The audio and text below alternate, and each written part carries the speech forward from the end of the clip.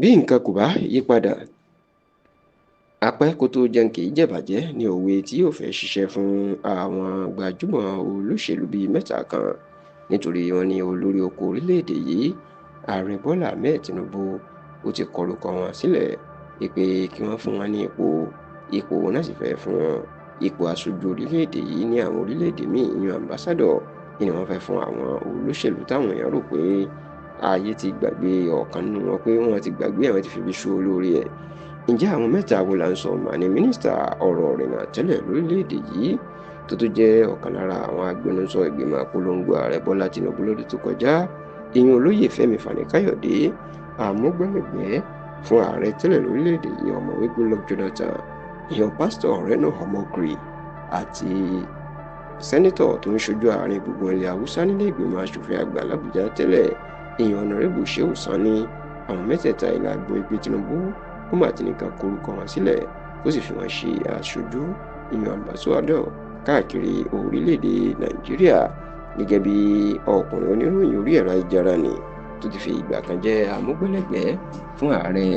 tẹ́lẹ̀ lórílẹ̀-èdè ọ̀mọ̀wé Goodluck Jonathan, ìyẹn Jackson Ude, bó ṣe tú àṣírí náà. Ó ní ìgbàkúùgbà sí àsìkò yìí ìyẹn Tinubu yóò kéde Shehu Sani, Reno Omokri àti Fẹ́mi Fani-Káyọ̀dé gẹ́gẹ́ bí aṣojú orílẹ̀-èdè yìí, tó sì ní àwọn orúkọ mìíràn wà nílẹ̀, ṣùgbọ́n àwọn mẹ́tẹ̀ẹ̀ta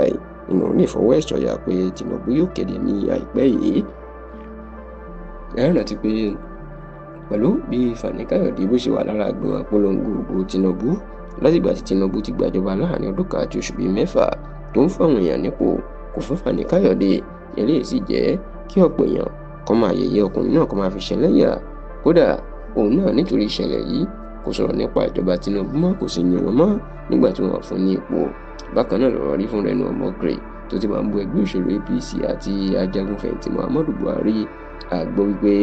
òun náà wọ́n ti fẹ́ fún ní ipò nítorí pé láti ìgbà tí Tinubu ti gbàjọba ló ti yí pírí tó bẹ̀rẹ̀ sí ní máa gbèjà Tinubu, tó sì ní eléyìí iná máa fi dá a lọ́la wàhálà tó ń ṣe. Yàtọ̀ sí eléyìí, bó tilẹ̀ jẹ́ pé Shehu Sani òun náà kò kópa nínú ẹgbẹ́ òṣèlú APC, ṣùgbọ́n ọgbọ́n ní òun ló fi ń tako àwọn alátakò, tó sì jẹ́ pé ọgbọ́n ni ló fi ń gbèjà ààrẹ Bọ́lá Ahmed Tinubu. Bó tilẹ̀ jẹ́ pé ajàfẹ́tọ̀ọ́ ọmọnìyàn làwọn méjèèjì tó jọ jìjàǹgbara fẹ́tọ̀ọ́ ààrẹ ọ̀nà kakanfò ilẹ̀ Yorùbá àná olóògbé Moshood Kashimawo Ọláwálé Abíọ́lá ní àsìkò tí wọ́n gba ẹ̀tọ́ ẹ̀ tí wọ́n fẹ́ gbéjọba Nàìjíríà sílẹ̀ fún. Àgbọ̀pọ̀ ibi Shehu Sani bó ṣe máa ń fọ̀rọ̀ fọgbọ́n sọ̀rọ̀ sáwọn alágbára ilẹ̀ Haúsá tí ó máa gbé sẹ́yìn Tinubu, òun gan ló jẹ́ kí ó yan ọkùnrin náà, ìyẹn Shehu Sani, láti wá lọ ṣojú Nàìjíríà ní orílẹ̀-èdè tí a kò tíì mọ̀.